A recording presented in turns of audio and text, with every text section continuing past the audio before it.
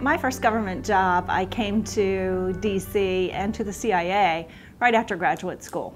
I had done some work while I was in graduate school with the local Chamber of Commerce and had done co-op work with IBM before.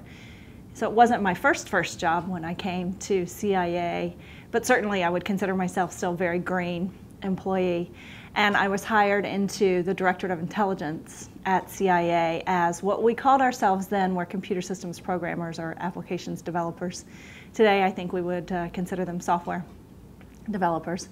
But my job was to write either mainframe code and some exploitation of PCs, this was way back in the 1980s, that actually helped the intelligence analysts who were responsible for pulling together all of the data that they received, analyzing it, drawing conclusions, and then disseminating it for policymakers.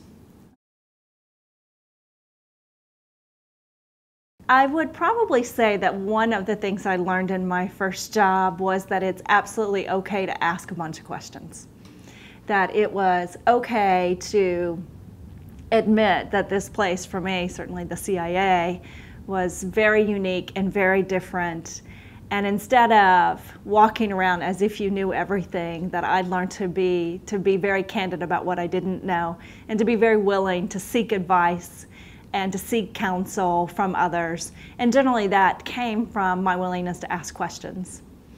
I also, along the way, learned how to take risks and how to be willing to lean forward when others might not be willing to lean forward, to attempt to do things, for me in the IT field, to attempt to do things with new technologies, to see how they would work, and to risk failure by trying those kinds of things.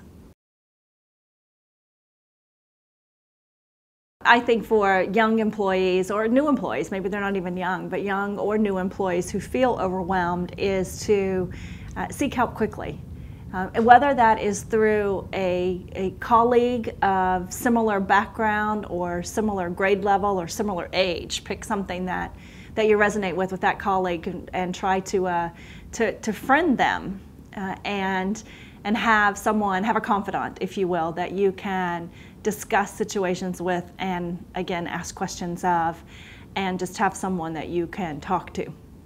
I would also recommend more formal approaches like mentoring, which generally is not finding someone at your equivalent level, but finding someone at a level above you, finding someone in a different organization than you are, might still be within the same agency, but in a different part of the agency.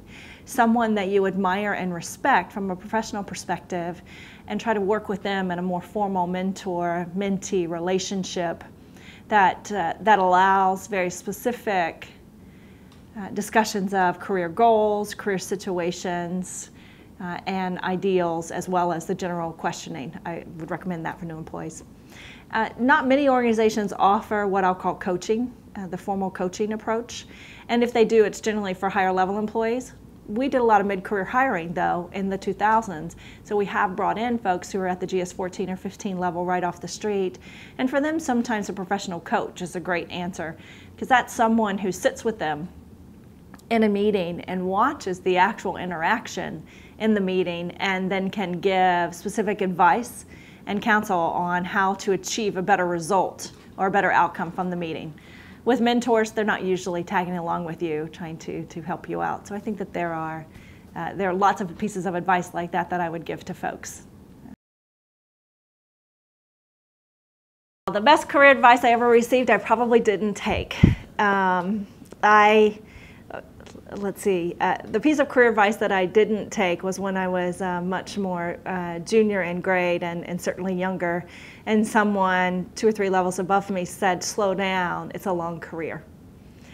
And I didn't take that advice. I continued to push myself and stretch myself, and ended up entering the senior service ranks at a relatively young age, which now at a much more mature age, you realize that or you begin to wonder what the next job will be. So I probably didn't take the best piece of career advice, which is it is a long career. And we're going to work from the time we get out of college until we retire. We're going to work for some 40 years. And so there are a lot of opportunities for lateral moves and growth and assignments that aren't necessarily just about upward mobility, but assignments that are about developing yourself as an individual.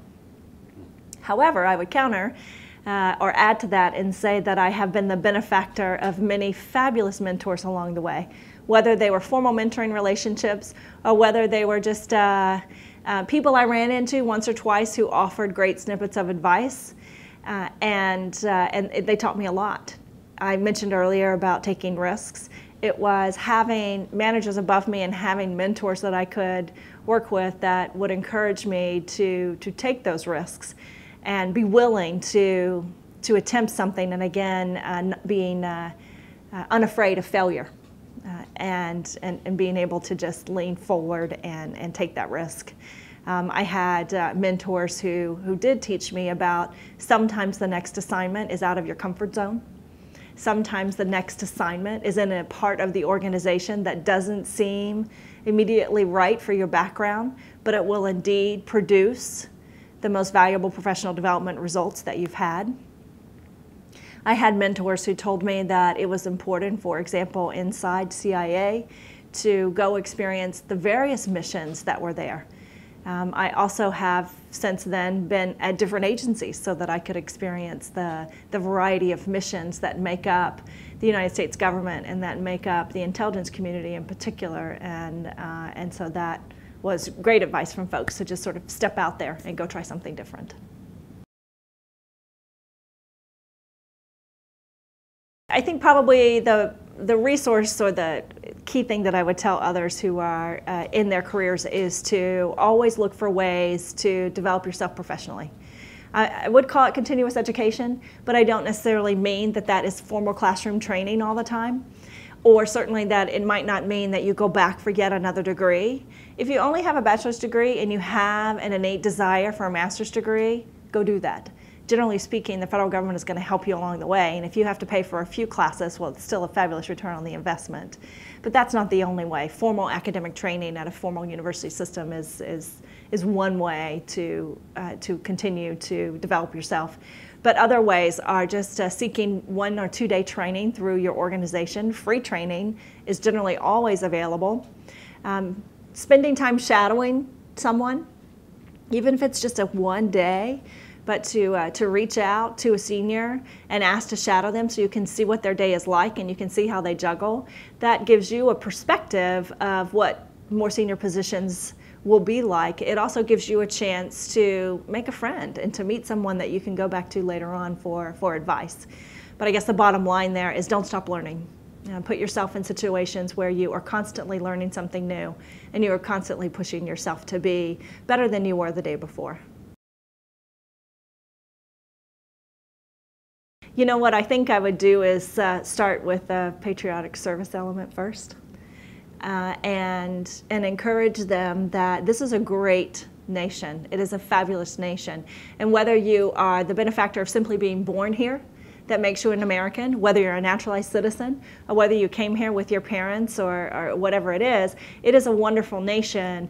But what makes this nation so wonderful is continued service generation after generation. So I do believe I would try to appeal to that sense of American pride and tell them that walking into federal government will give them satisfaction in what they're able to give back to this great country. That will work for some, might not work for all.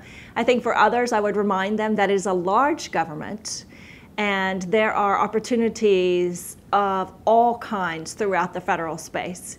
You know, if you want, I certainly know the intelligence community and foreign affairs community better than others, but any degree that you seek or any kind of job that you want, I believe that it exists in the federal government, and I would appeal to them in that manner to just sort of point out specific jobs that they can do with their background or with their chosen field of study and how they can gain professional success and professional satisfaction by coming to the federal government to do that. And then I would also remind them that, again, it is a very large place, and so you can have many jobs or even several mini careers inside federal government. There's no opportunity for boredom in the federal government. If you're bored, it's simply because you haven't tried to find yet the different job that's going to excite you and push you. There's no end of possibilities in the federal space.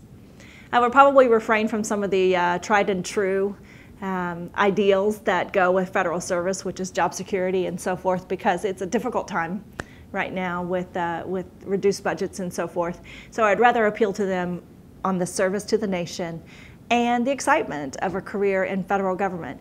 And you know what, if we have young folks who really want to live overseas, they could do that with traditional companies, but they can also do that with the federal government, and there are many opportunities for them to go live abroad and serve their country at the same time.